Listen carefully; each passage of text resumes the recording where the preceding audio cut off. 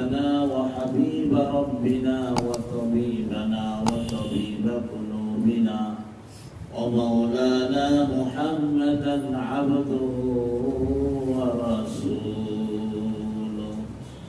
الذي أرسله الله تعالى بالحق بشيرا ونذيرا وداعيا إلى الله بإذنه وسراجا وقمرا منيرا أما بعد فأعوذ بالله من الشيطان الرجيم بسم الله الرحمن الرحيم القارعة ما القارعة وما أدراك ما القارعة يوم يكون الناس كالفراش المبثوث وقال تعالى في آية أخرى إذا وقعت الواقعة ليس لوقعتها كاذبة وقال رسول الله صلى الله عليه وسلم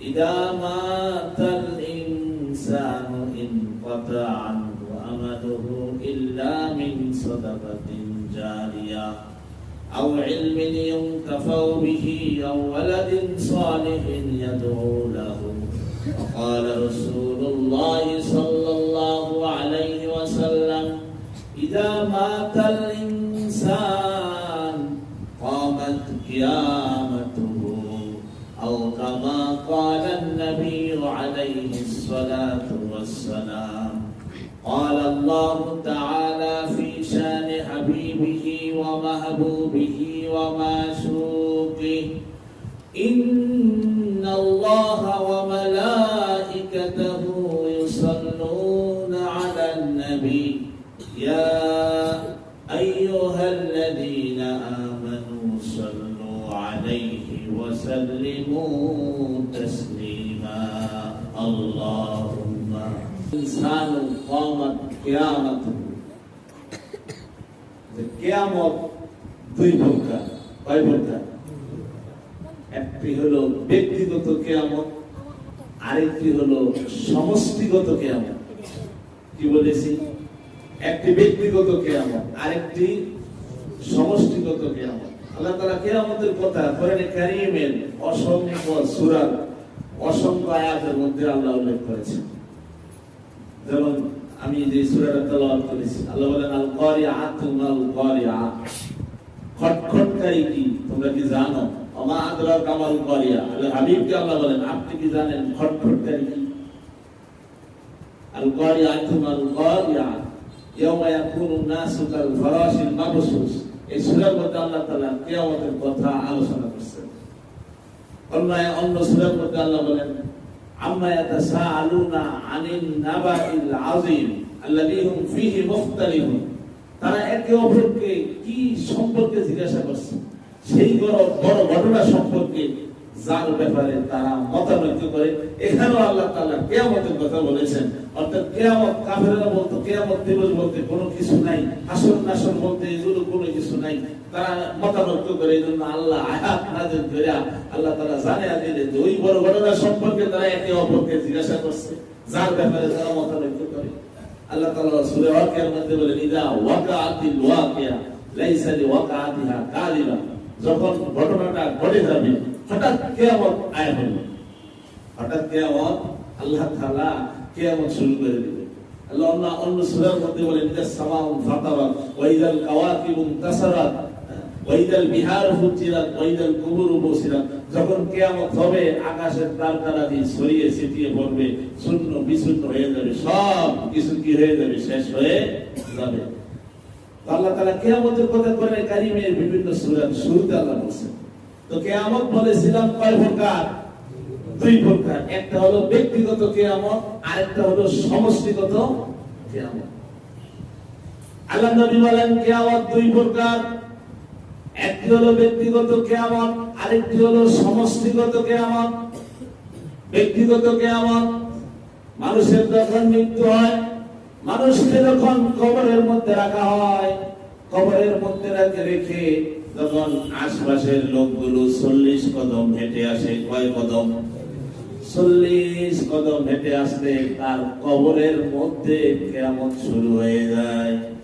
আল্লাহ নবী বলেন, ইদা মাতাল ইনসান, যখন মানুষ মারা যায়, কিয়ামত কিয়ামাতুহু, তার কিয়ামত শুরু হয়ে যায়। কি শুরু হয়ে যায়? কিয়ামত শুরু হয়ে যায়।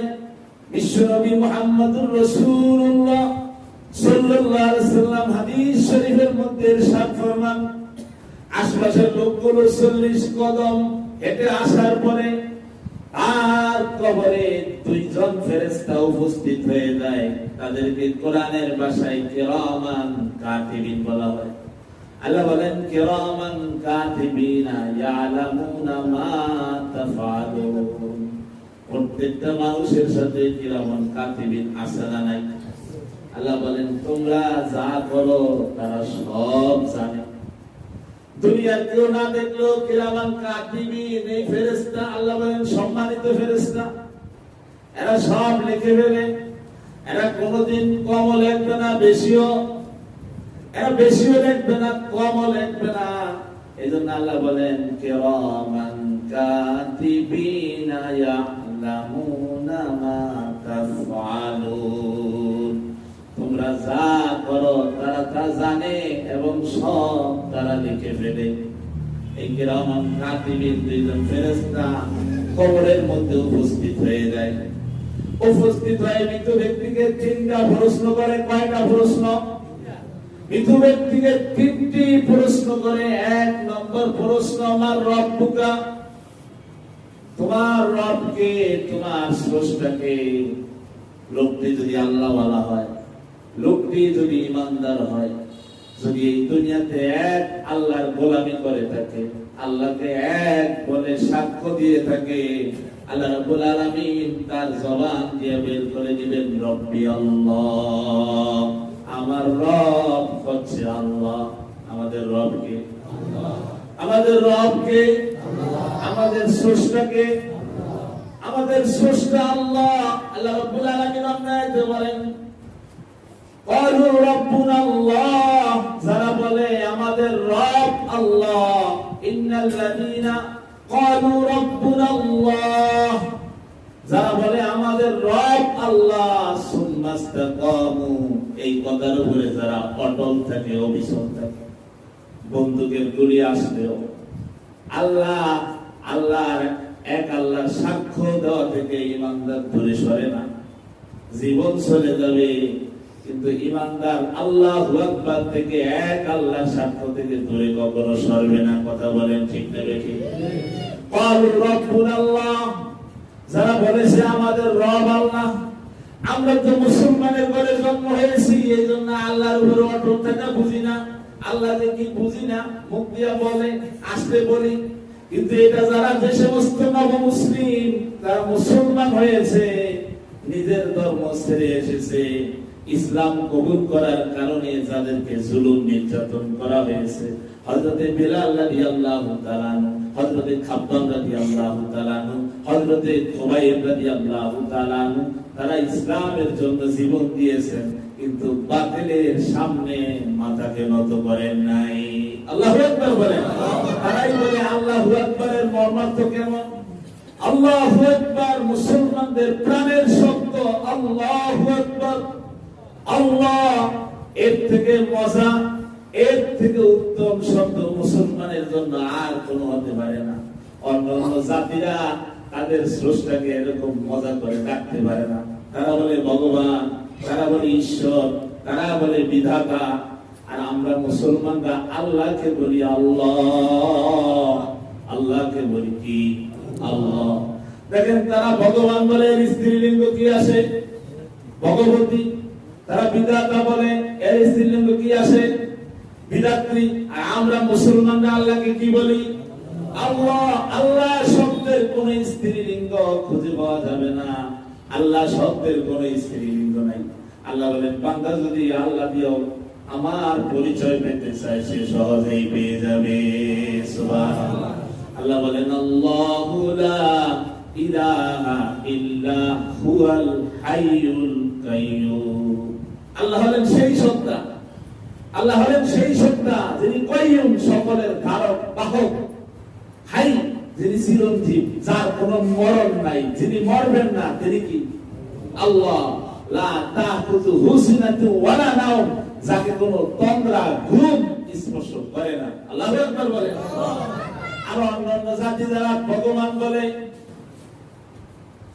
তারা মনে হয় কখনো ঘুমায় না, না তারা কথাই বলতে পারে না। অন্যান্য জাতির খোদা তাদেরকে, তাদের বান্দা কি খোদাদেরকে তাদের অনুসারীরা খেতে দেয়, তারা খেতে পারে না, কথা বলতে পারে না। কথা বলেন ঠিক না ঠিক? এরপরে একটা সময় সেগুলোকে একত্রিত করে সমুদ্রের মধ্যে চুবায়। এরপর আল্লাহ নিজেকে নিজে তাদের থেকে নিজেকে বাঁচাইতে পারে না। এগুলাকে তারা আল্লাহ কয়, রব কয়, এগুলার সামনে তারা মাথা নত করে নাউজুবিল্লাহ বলে। আর আমরা এমন আল্লাহকে ডাকি যে আল্লাহ কোরআনে বলেন ওয়াহুয়াল বাসীর, আমার আল্লাহ সব কিছু দেখেন। ওয়াহুয়াল বাসীর, আমরা এমন স্রষ্টাকে ডাকি যে স্রষ্টা আমাদের সকলকে দেখেন। ওয়াহুয়াল খবীর, তিনি সব বিষয়ে খবর রাখেন। এই বিশ্ব ভ্রমণ কিভাবে চলে, নবমণ্ডল ভূমণ্ডল, এগুলা কে জানেন? আল্লাহ বলেন ওয়াহুয়াল আলীম, আমি সব কিছু জানি। ওয়াহুয়াস সামি, আমি সব কিছু শুনি। হযরত ইউনূস আলাইহিস সালাতু ওয়াস সালাম সমুদ্রের তলদেশ থেকে, তিন অন্ধকারের ভিতরে, মাছের পেটের ভিতরে থেকে আল্লাহকে ডাক দিয়েছেন। আল্লাহকে ডাক দিয়েছেন, লা ইলাহা ইল্লা আনতা সুবহানাকা ইন্নী কুনতু মিনাজ জালিমিন। আল্লাহু আকবার বলে। আল্লাহ বলে, ইউনূসের এই ডাক দুনিয়ার কেউ শুনে নাই, দুনিয়ার কেউ শুনে নাই, কিন্তু আমি আল্লাহ আসমান থেকে আমি শুনেছি। আমি ইউনূসের ডাকের জবাব দিয়েছি। ইউনূস এমন জায়গায় থেকে আমাকে ডাক দিয়েছে, যেই জায়গা থেকে কখনো কেউ আমাকে ডাক দিতে পারে নাই। আল্লাহু আকবার বলে। তাহলে আমার আল্লাহ সবকিছু জানেন না, জানেন না? সবকিছু দেখেন না, দেখেন না? সবকিছু শোনেন না, শোনেন না? তাহলে আমরা এমন রবের গোলামি করি, তিনি সবকিছু দেখেন, সবকিছু জানেন, সবকিছু শুনেন, সব বিষয় খবর রাখেন। আল্লাহ বলেন সুম্মাস্তাকামু, তারা এক আল্লাহর সাক্ষ্য দেওয়ার উপরে অটল থাকে। হযরত বেলাল অটল ছিলেন না, ছিলেন না? বেলালের উপরে যতই নির্যাতন আসছে, বেলাল বলছে কি, আহাদ আহাদ আহাদ, আমার আল্লাহ এক, আমার আল্লাহ এক। বেলাল ছিলেন উমাইয়া ইবনে খলফের গোলাম। এই উমাইয়া বেলালকে কষ্ট দিত, সারাদিন প্রহার করত, আর বলতে ইসলাম ধর্ম ছাড়বি। বেলাল বলতো, এই দেহের ভিতরে এক বিন্দু রক্ত থাকতে এক আল্লাহ সাক্ষ্য দেওয়া থেকে দূরে সরাতে কেউ পারবে না। উমাইয়া দেখলেন তাকে এত সহজ বলে কাজ হবে না, মক্কার আবু জেহেলকে নির্ধারণ করছে বেলালকে শাস্তি দেওয়ার জন্য। কখনো মক্কার শক্তিশালী যুবকদেরকে নির্ধারণ করত, তারা বেলালকে শাস্তি দিত কুকুরের বাচ্চার মতো গলায় রশি লাগায়া মক্কার পাথরি জমির উপরে টানা হেঁচড়া করত। কিন্তু বেলাল বলতেন, আহাদ আহাদ আহাদ, আমার আল্লাহ, আমার আল্লাহ। তাহলে আমাদের মুসলমানদের স্রষ্টা কে? আল্লাহ। আমাদের রব কে? আল্লাহ। তাহলে আমরা মূর্তি পূজা বলি কেন? আমরা আপনাদের সাথে আছি।